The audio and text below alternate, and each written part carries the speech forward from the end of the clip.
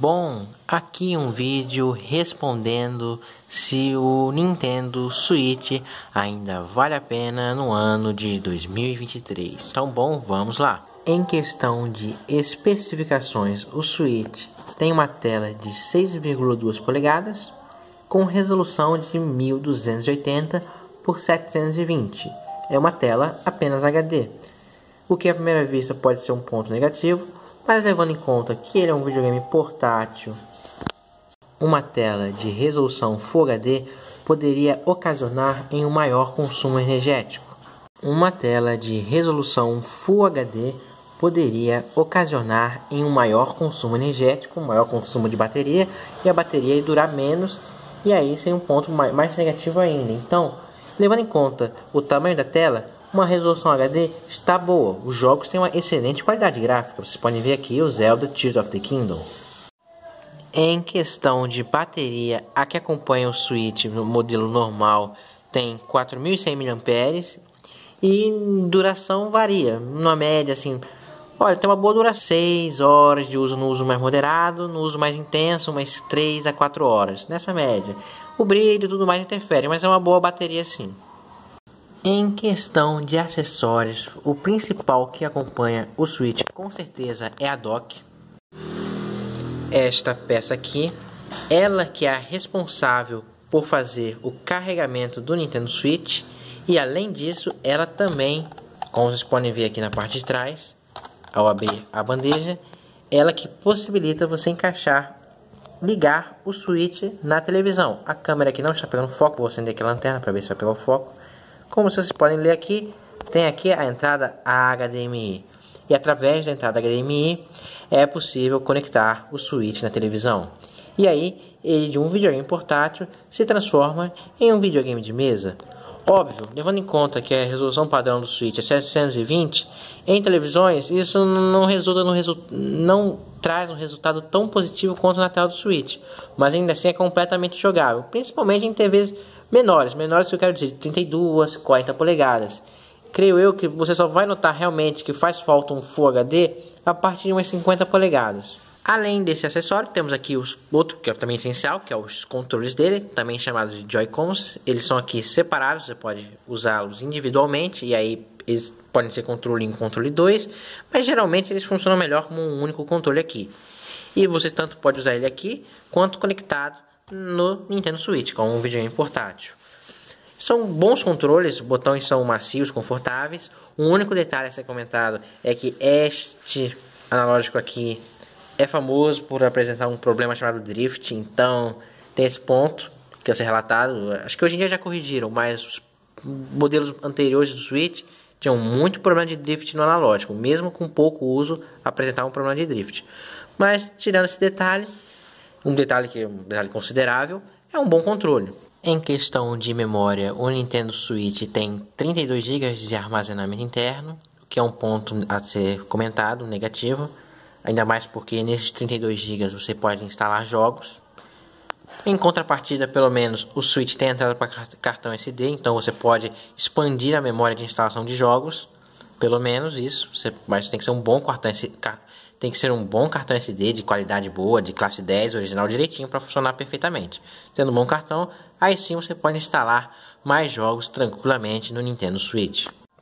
Comentando agora a questão dos jogos, que é o principal ponto forte do Switch, ele conta com os exclusivos da Nintendo: Mario, Zelda, Kirby, Smash Bros. Todos esses jogos que o Nintendo Switch tem, além dos lançados para Switch, muitos deles relançados dos videogames anteriores, como do Nintendo GameCube, do Nintendo 64 e tudo mais. São jogos que, para quem gosta de Nintendo, poxa, é uma excelente biblioteca. Alguns ainda faltam jogos, é um ponto a ser relatado também. Não tem todos, mas muitos. E o próximo ponto aqui que eu vou comentar que é a relação dos preços. Além dos jogos exclusivos, o Switch também conta com jogos third party. Diferente por exemplo, do Wii U, que tinham poucos jogos third party, o Nintendo Switch conta com uma boa quantidade de jogos de outras empresas também. Ele não se equipara ao PS5 e tudo mais, ao PS4, o Xbox One, Series X e tudo mais. Porém, não fica aquela coisa de, poxa, o jogo só lançou para os outros, para o Switch não. Ele tem vários jogos third party, Witcher 3, Skyrim, entre tantos outros. Jogo de futebol, FIFA, todos eles foram lançados para o Switch, diferente do Wii U e tudo mais. Muitos deles têm mudança de resolução, são portes, então a jogabilidade, a mecânica pode ser um pouco diferente também por conta do próprio controle do Switch, mas eles constam na biblioteca de jogos do Switch. É possível jogar nele. Em questão de acessórios, eles são salgados. Um Joy-Con original é uns R$300 nessa faixa. Existem Joy-Cons alternativos, mas o original Nintendo é na faixa de 300, então são acessórios que tem um precinho mais salgado que outros. Jogos de mídia física também tudo nesta mesma faixa de R$300, principalmente os exclusivos Nintendo. Você encontra jogos third party de outras empresas a preços mais em conta, mas os Nintendo, que geralmente quem vai comprar um Switch vai querer jogar os jogos da Nintendo, são mais salgados. E geralmente eles não desvalorizam muito com o tempo, em relação às outras empresas. No caso, eles ficam mais em conta, mas é uma diferença pequena comparado ao jogo de PS4, PS5 e tudo mais. Na questão de serviços, a Nintendo tem um online, que você tem que pagar uma assinatura para jogar jogos online, como por exemplo Mario Kart. E também tem uma assinatura maior, que possibilita você ter direito a jogar jogos clássicos da Nintendo, de Game Boy, Nintendo 64 e tudo mais. E nesta questão é um ponto assim, negativo. Por exemplo, estou aqui na biblioteca do Game Boy. Vocês podem ver, tem aqui meia dúzia de jogos. Bom, vamos contar, 3, 6, 9, 10. Então tem um pouco mais que meia dúzia de jogos. E tipo, Game Boy tem muitos jogos. Isso aqui é um plano que você está pagando. Cadê o Pokémon aqui? Primeira pergunta, cadê o jogo do Pokémon? Cadê o Fire Red? Cadê o Emerald? Não tem. Poxa, sendo um serviço de assinatura, era para pelo menos ter uma boa quantidade de jogos da biblioteca do Game Boy, e não uma quantidade limitada. Vocês podem ver aqui os Majora's Mask. Poxa, legal, tem um jogo aqui na biblioteca, mas poxa, não custava nada ajustar a tela para 16:9, né? O jogo está em 4:13, o jogo foi lançado há mais de 20 anos.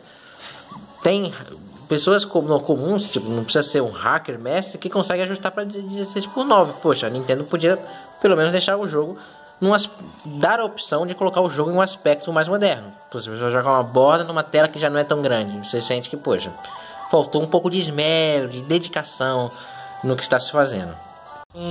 Chegando aqui na conclusão do vídeo, bem, o Switch você encontra ele na faixa novo de uns R$2.000, variando um pouquinho para cima ou para baixo. No mercado de usados você pode encontrá-lo mais em conta. E sim, ele vale a pena se você quiser jogar os jogos exclusivos da Nintendo, aquele padrão de qualidade da Nintendo, Zelda, Breath of the Wild, o Zelda que lançou agora, o Tears of the Kingdom. São jogos que você só vai jogar no Switch, e são jogos muito bons, que às vezes nem na questão do gráfico, mas sim na questão da arte, de ser realmente um bom jogo, vale muito a pena.